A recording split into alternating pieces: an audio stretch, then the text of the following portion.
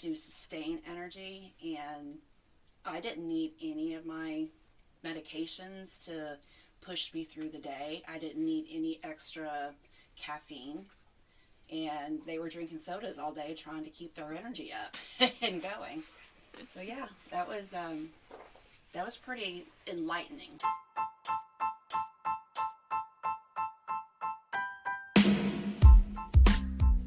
Hi friend, welcome to Healthy in a Wild World. I'm your host, Bonnie Wilderson-Heiss. I'm a certified holistic nutritionist and health practitioner. This podcast is for people who are sick and tired of feeling lost in society's view of what it takes to achieve and maintain a healthy lifestyle.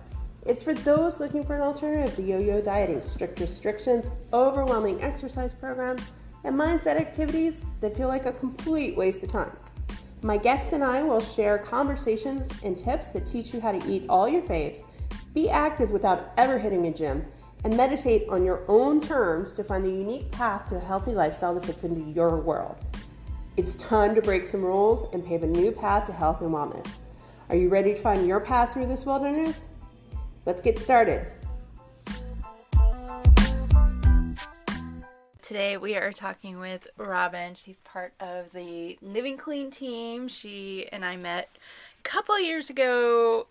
I was selling wine, trying to have a little fun and not get too wrapped up in school and health and fitness, and I had just stopped training full time, and we went to chat about business and ended up talking over coffee, wine, something for hours.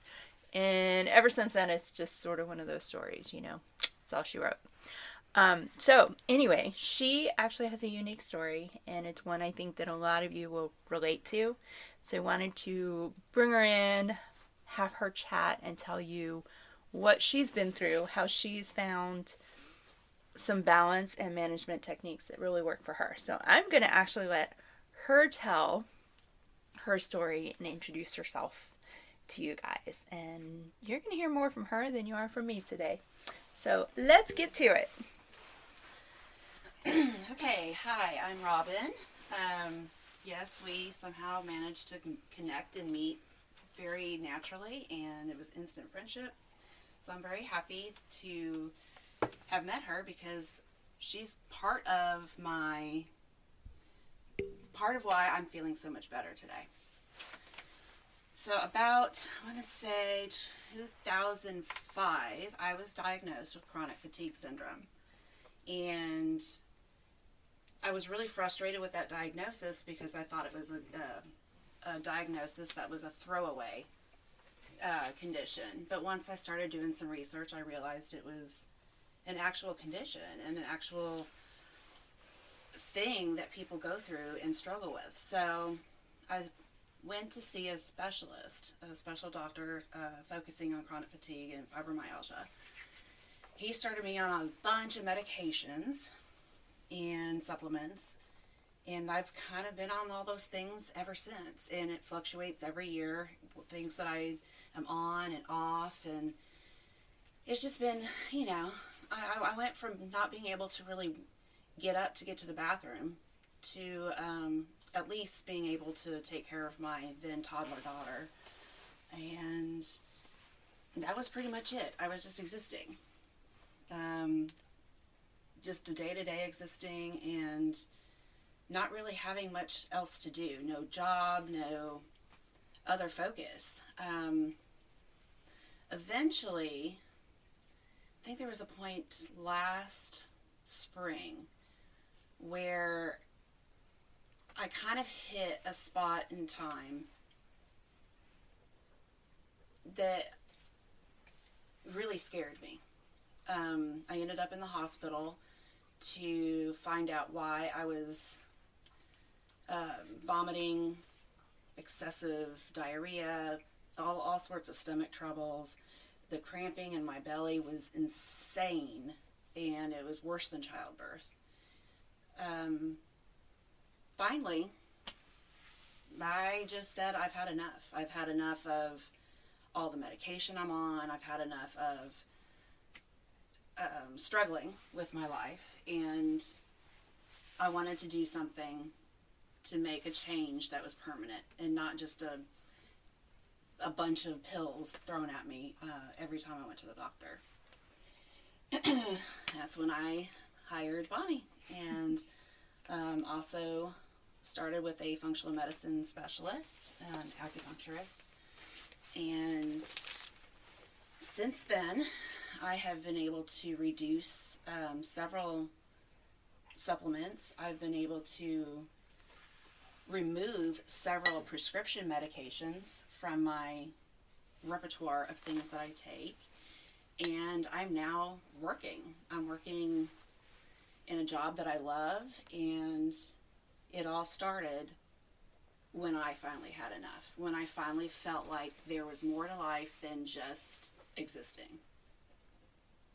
So from that point, I think Bonnie just kind of started me very, very slow, because she knew I had a terrible diet. I always went out to eat, always had fast food. We very rarely cooked at home.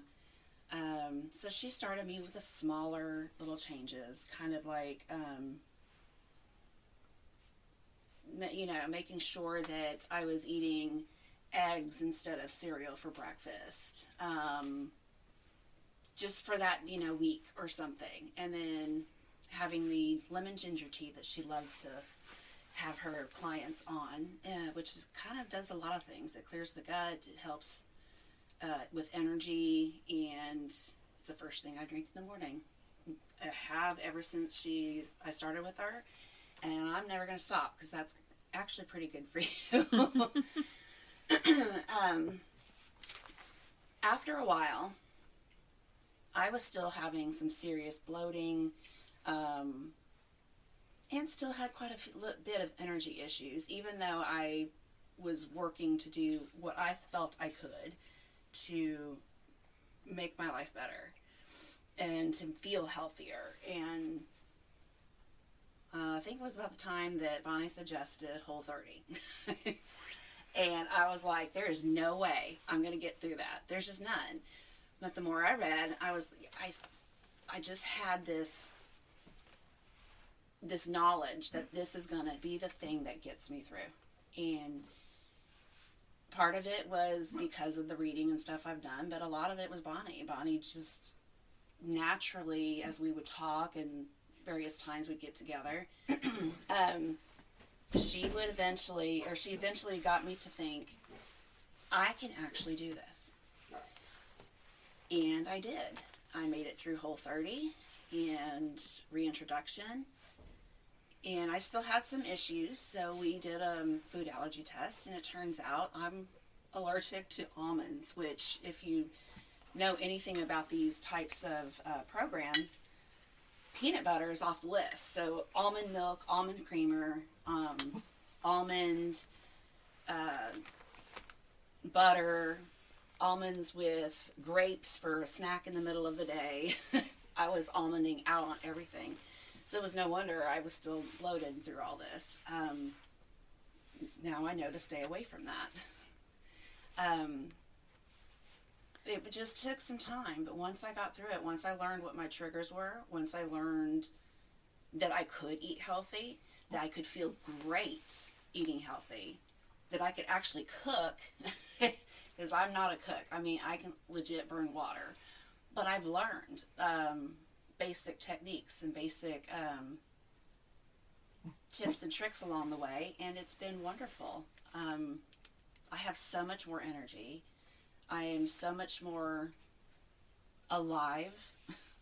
I live my life for me now and not for the condition that I had. I say had, I still have it, but I don't feel like I have it anymore. Yeah. So now that's pretty much. You guys went on vacation right after Whole30, or maybe it was right before, when your husband and your daughter were out before you. Oh yeah, well it was actually before Whole30. Okay. I knew it was before Whole30, and I was making choices, better conscious choices whenever We'd go to the store, we'd go out. Actually, we were at Schlitterbahn.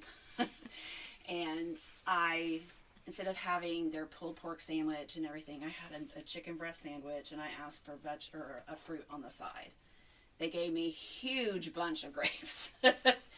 And I also brought with me, one of the things that Bonnie teaches you too, at least in this process, is I was not eating appropriately for my body. 1 or 2 large meals a day, and that was about it. Little changes that I've made, eating a breakfast, lunch, and dinner, having smaller snacks in between just to keep my energy up, made such an enormous difference. So I brought with me quite a few into the park, quite a few healthy snacks, some hummus and pita chips or vegetables and nuts, things like that. It kept my energy consistent, which, when looking back at what they said, it was the funniest thing. We were just laughing about it because my husband and my daughter don't have this condition, and I had more energy than they did on that trip because I was eating better. I was fueling my body with the things that it needed to sustain energy, and I didn't need any of my medications to push me through the day. I didn't need any extra caffeine, and they were drinking sodas all day trying to keep their energy up and going. So yeah, that was pretty enlightening at that point. Yeah, I remember that. I'll never forget that. You were just like, "Oh my gosh, guess what happened?" And you were so excited, and I will never forget that. So you tailgate a lot. You're a huge Cowboys fan. Guys, seriously, like, if there's a game on, just don't even bother texting her. You won't hear from her. But she goes out, and they have basically an all-day party, and they go to the game, and, you know, I think you were saying it used to be a couple of days to recover. Yeah, it used to take me, after a tailgating experience, it would take about 2 to 3 days to recover. Part of chronic fatigue is something they call post-exertional malaise, and it's basically where you get sick and you feel like you have the flu for 2 or 3 or however many days. For each body it's different, but for me it was 2 to 3 days to do a full day of tailgating or running around and running errands, and maybe I might get 20,000 steps in a day, or vacations, but I would always need extra time to rest. And these days, it's maybe half a day, if that, as long as I've eaten properly. If I eat, you know, let's just call it what it is, crap food, it's not fueling my body, and I feel it the next day, and it takes longer. So the key to, I think for me, is just to ensure that I'm eating regularly, and I'm eating whole foods, clean foods, and just stick with that. So talk to us a little bit about, you had said that you weren't working when you got sick. Mm-hmm. Did you have to stop working? When I first felt the condition, felt what happened, I'll have to explain this. I was not working. I was in school. I was getting my master's degree. And I will never, ever forget the day that it happened. I was actually sitting outside with my laptop doing my homework while my 2-year-old daughter was playing. And again, this is back in 2005. And something just kind of like a wave came over me, and I knew something was wrong. It kind of felt like, when you stand up too quick and you get that kind of whoa feeling, but it didn't go away, and I was sitting down. And it stayed with me for weeks and weeks, and it took a regular doctor and several appointments with a rheumatoid arthritis doctor to finally diagnose me with this condition, because they ran all the tests. I was normal on everything. So it's basically a rule-out condition. But no, I wasn't working. It was just, getting through school. It made getting through school hard. Yeah. It made playing with my daughter hard. There were days I could barely get into the kitchen to get her food. Or, make it to the bathroom. So no, I wasn't working, and somehow I managed to finish school. But after that, I just didn't work. I couldn't. Yeah. So it's definitely a condition, and it's hard for the people that have it, because it's one of those invisible illnesses and nobody sees it. And people know you have cancer, they're more likely to want to help you. But when people know you have chronic fatigue syndrome, or they don't know what that means and what that looks like. So working with anybody was impossible. Bosses don't care what you have to be there. Right, yeah. Especially if they can't see what's happening. Yes. That seems to be the biggest issue. The biggest issue. I literally did not believe that eating, or the foods that we eat, could cause or could create this much energy and this much life change. I always thought, well, I'm not fat. Well, I thought I was, but really I wasn't. And so if I'm not fat, then I don't need to eat healthy. Why? I hate my vegetables. I remember that. You're quite different about veggies now than you were. Yes, I have to have them now. My best friend is like, "Who are you?" Because we've known each other most of our lives, and she had to feed me vegetables. She had to microwave the broccoli really, really well, and then put cheese or dip it in ranch dressing just to get it in my mouth. But she's surprised now. I mean, I want the vegetables. My body craves it. That was not something I ever anticipated on this journey, but here I am. Yep. And sometimes those journeys take us in the most random directions. Yes, they do. But I think everything that you've been through, especially, just the whole, you live your life. There is no, I'm sick, so I'm not going to, go tailgating. I'm sick, I'm not going to have that Jell-O shot, I'm not going to have the brownie, or I'm not going to have the fried chicken. It's, you now, it's different seeing you now, because you definitely, you piece things together so that it works well for you. Yes.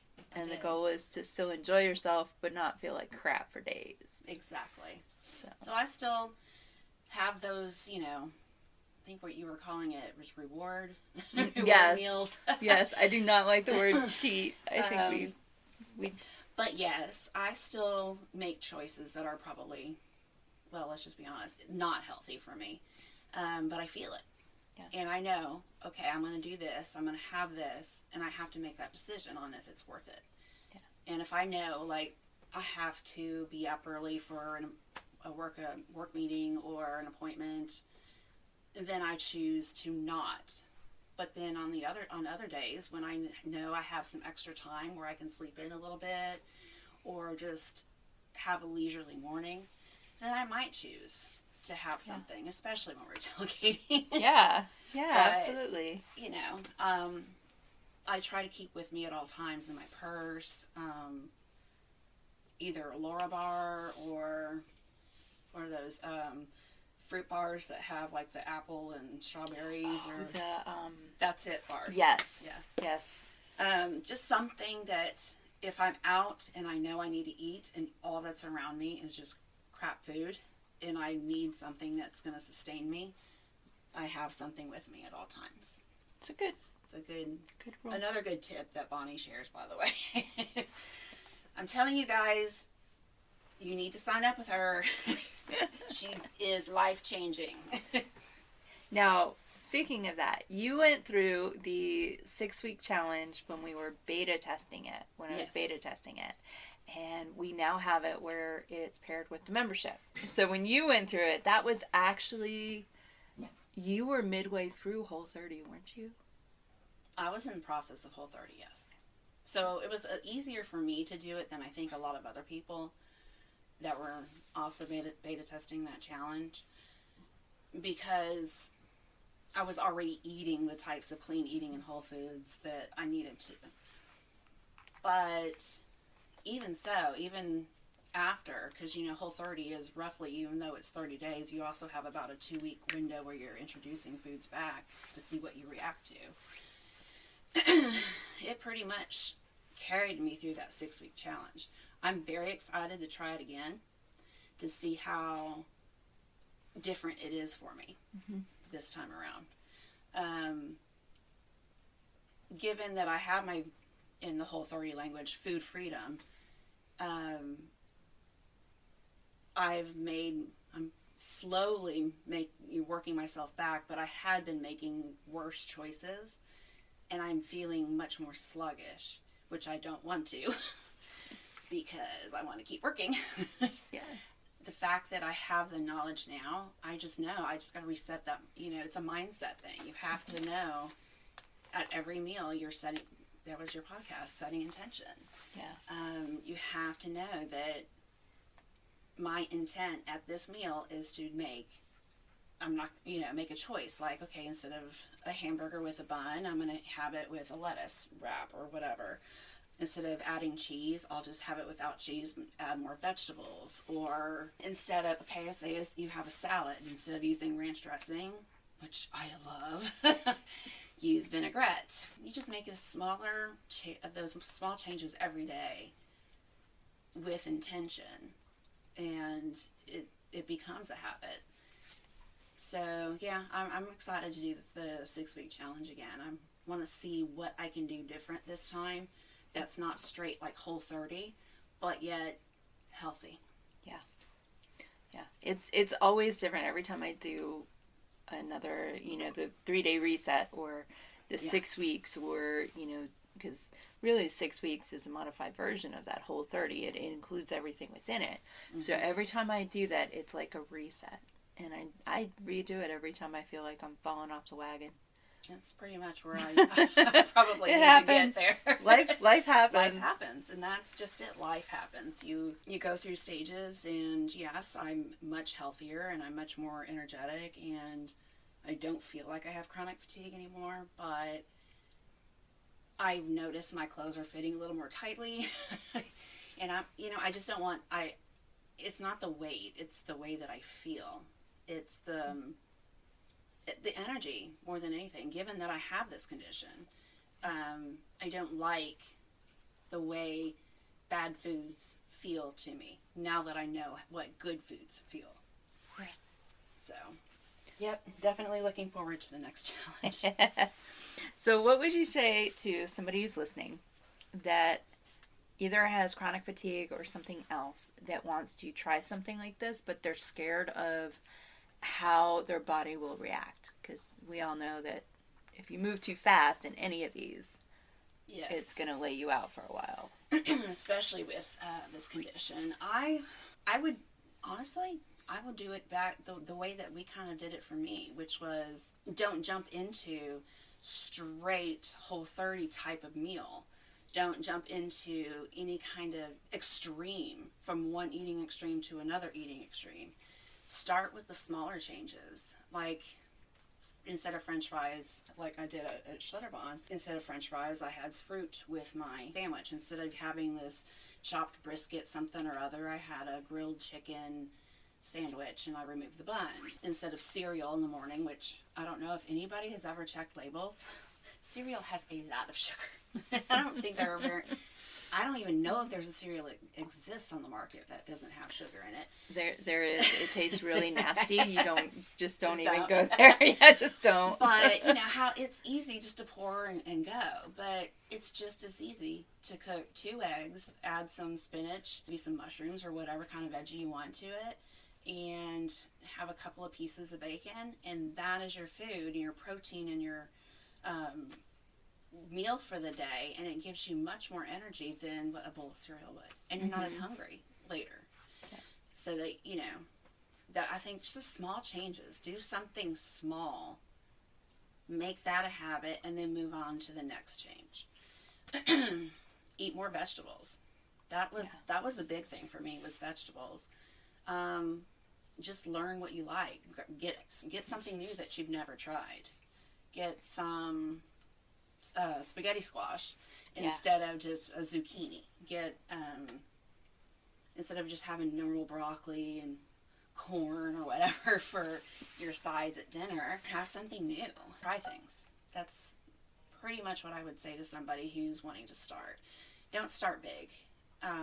It's very, very scary to start big, and it could throw your body for a loop, I think. For most people who have chronic conditions, any extreme, no matter what it is going to cause chaos in the body. Mm-hmm. So start small and work your way up to something that's a little bit bigger. And I think that's why the membership is such a great idea, because you do those small things and you work your way through to the bigger and bigger and bigger challenges until you're set. When you have it, when it becomes the full-fledged lifestyle. It's huge, that transition. It is, and I never thought it would be me. I swear I never thought it would be me. You told me it wasn't going to be you for years. You were like, yep, nope, not me.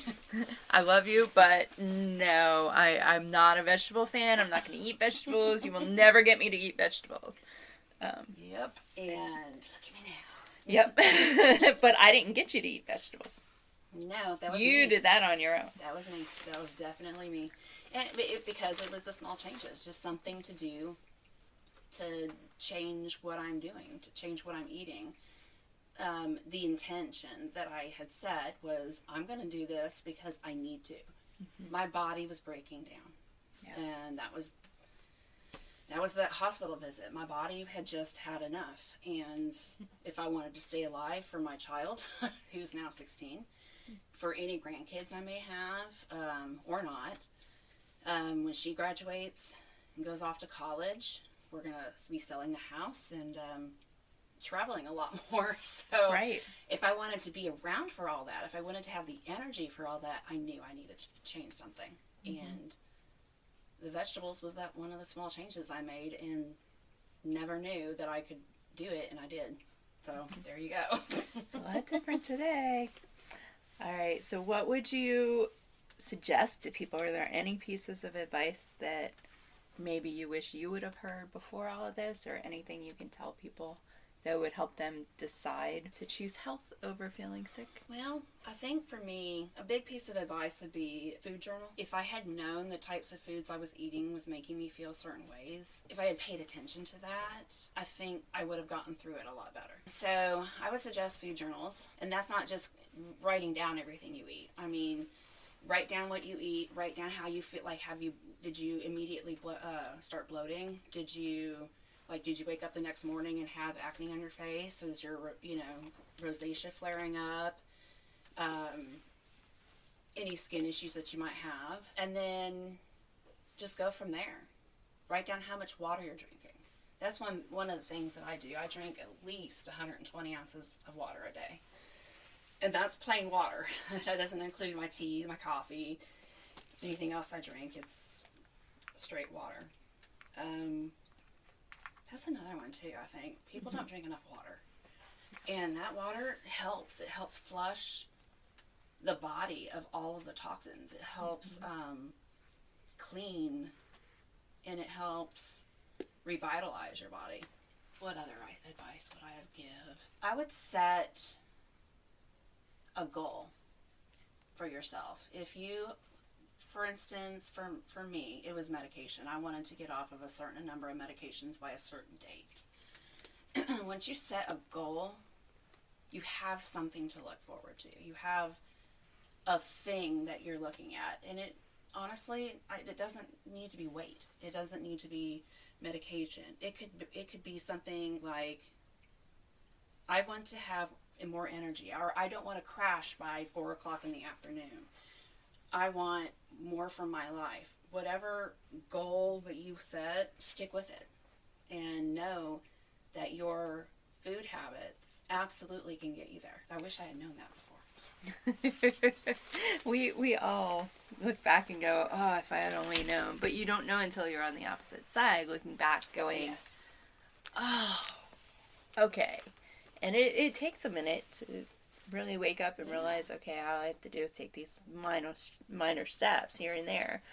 And so, it can be minor. It's not necessarily something huge. Like I said, small changes every day add up to a completely new lifestyle. It doesn't have to be the extreme of Whole30 or something like that. Using Meal Garden was awesome for me because it was easy to pick a recipe, modify it if I wanted to, and schedule it out to have enough meals for lunches and people that came over. And then having a grocery list that I didn't have to sit there and make. Yeah. You know? That makes a big It was a big deal for me. So, just like I said, small habits. Yeah. Yeah. So you had mentioned acne and rosacea and things like that, and it kind of reminded me of a talk we had a couple of days ago. And I remember going through different products with you to try and figure out how it's going to help your face. Yes. And that's one of the realizations that you had. Yeah. I didn't need to spend a crap ton of money on skincare. Yeah. Because the problem was not external. The problem was internal. It was my body and what I was not feeding it. And it would show on my face. Yeah. And I think a lot of people don't realize just how important eating healthy is for your outward appearance. Yeah. Our skin is our signal that something's wrong inside, and there's so much marketing out there and so many people saying put this thing on it or take that and it'll fix it, and you found out because you were spending a lot of money. A lot of money, a lot of time, and nothing was working well. And it was not the product's fault, it was my diet. And so now I know when I'm breaking out, it's either going to be because it's, hormonal or because I haven't been eating healthy. It's one of the first signs. If I wake, here's a really phenomenal example. Saturday, we went to a big beer festival, and I had, flawless skin. Flawless. I looked back at some pictures and I was like, wow, I looked really good. I woke up the next morning with 8 different pimples. Oh my goodness. 8. And 2 were huge. Wow. And it freaked me out at first, but then I started thinking, I don't react to beer and wheat and things like that. But something I ate that day, or maybe it was the beer, maybe for whatever reason, my body was telling me that was too much or something, but I reacted. And now that it's been clean for a few days, my skin's clearing up again. So it's crazy. But I knew it was not clogged pores and whatnot. It was definitely diet from that day. Yeah. Wow. I know. That happened quick. Yep. Instant. Oh my gosh. Yeah, that's what happens when I get, you've seen it. Mm-hmm. When I have a dairy exposure, I look like Rudolph. Yep. Always ends up on my nose and on the bridge of my nose, and it's just, ugh. Just put a sign on and wear some antlers, and I'll let people call me Rudolph for a while. And that's when you gotta be careful with dairy. Mm-hmm. That's about the point. Well, thank you. I am really happy that you shared your story. For those of you listening, you can actually connect with Robin in our private Facebook group. So if you have questions for her, and I'm going to link everything in the show notes so that you guys can go to it. But I just wanted to share certain stories with you and people that have gone through different programs, either with myself or somebody else, to give you guys hope. Because you don't have to be sick, and you don't have to feel like crap. Nope, you do not. So it's time to change that. Absolutely. Well, thank you, love. We are going to go to lunch now. You guys have a great day. We'll chat with you later. Bye. Thanks for listening. What'd you think? I'm excited to hear your thoughts, and I'm always looking to improve the podcast. So leave me a review or send me a message with your honest opinion, questions, and takeaways. Want to continue the discussion with us? Just click on the link in the show notes and join us in a private community. And as always, remember, it is time to stop struggling and start enjoying life again. See you next time.